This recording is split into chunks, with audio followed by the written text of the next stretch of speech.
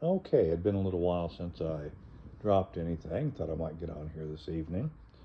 Um, any of you who have followed me for a couple of years know that my interests have kind of changed over time. Um, what am I interested in today? I'm interested in the intertestamental period and how that formed our two religions, Christianity and Judaism. I'm interested in interfaith dialogue. I've often said that when we stop fighting over my God is bigger than your God and start working together, redemption can't be far behind. And I'm interested in some of the interesting and idiosyncratic, perhaps, parts of the Old Testament / Hebrew Scriptures. What I mean by that is whether it be trivia, such as what is the middle word or letter, I guess I should say, in the Bible or in the New Testament, in the Hebrew Scriptures. Sorry about that. It's the Vav, and it is in a particular word that means belly. And some people come up with a drash, reminding us to, I think there's another word in there, another word around it that changes the perspective. And so we shouldn't crawl on our bellies. We should stand upright, etc. So I like those types of things. And this time, I think I mentioned previously that I had a book called Scribal Secrets. It's by James Diamond, and it's really a good book. And I've gone back to some of the bigger, interesting tidbits. There are a lot of little itsy bitsy ones that maybe I won't hit on as much, but this past week, we actually had two of them. The first one is a diacritical mark or a dot on top of a het or an H, and basically that changes the emphasis, shall we say, from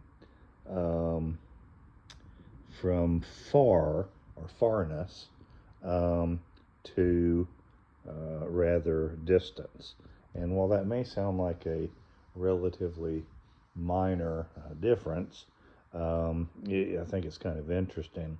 So we go from derek, or the path, in other words, where we are on a far journey, and that would be the far portion of it, far away from the temple, to distance from the temple, and whether that mean how far do we have to be away from the temple before we have to come back, or if we can't make it during that period of time to the temple in order to celebrate Passover. That's what the whole section is about. Second Passover, basically, and when you celebrate one and when you celebrate the other. So basically, the rabbis determined that it's a half of a day's journey, so 16.8 miles. So if it's literal distance, how far away do you have to be before you can't celebrate the Passover the first go round and have to do the second one? Or in a figurative sense, are we morally remote from the temple and therefore are not able to participate in the Passover, its sacrifice, etc.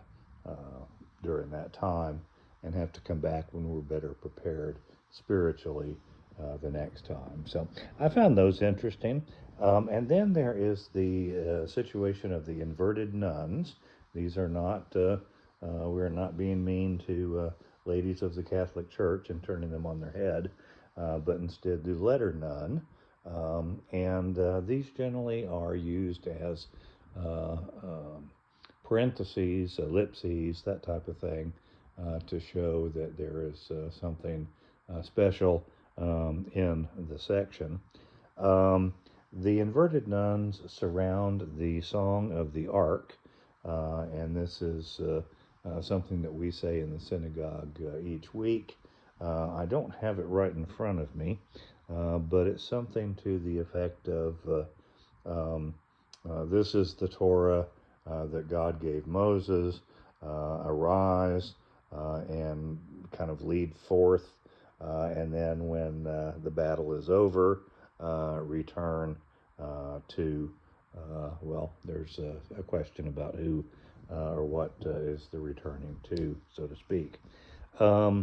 So it can be looked at historically critical or midrashically poetically, just as I guess everything else. The ark, as you remember, was kind of the GPS for the Israelites as they wandered through the desert, and it symbolized God's presence. So basically, it's thought one thing is the Song of the Ark is quite old, and it may very well be that it did not belong where it was placed. Others have placed it later on in, or earlier in Numbers, later, or no, I guess it's earlier in Numbers, and even the Septuagint placed it after 1033, which was in our Torah portion reading this week. But anyway, either that it was in the wrong spot or that perhaps there was some other important meaning to it. When the Bible asks or demands or commands, whatever word we want to use, that after arising that the Shekinah or the Torah or the combination of both should return. One may be an implied two, because it talks about Israel's myriad of thousands. So asking that the ark return to the Israeli people or the Hebrew people where they are in that situation. And the other I found interesting was also just calling God Israel's myriad of thousands, and asking that God return in that paradigm to his people. So I found it interesting. I hope you did too. I think I rambled a little bit, and I apologize for that. It's been a long day, but like I said, I just wanted to step on here and kind of share that with you. If you get a chance to pick up the book and you're at all interested in Torah trivia, or better said, Torah minutia, maybe that would be the right word. It talks about the inverted nuns, it talks about the diacritical marks, it talks about several things, and it's just fascinating. I would say there are 4 or 5 that are very interesting and very important during the year, and then I'd say there's another 5 or 6 that are lesser so, but do kind of catch the eye perhaps as well. So thanks for joining me. I hope you have a good night.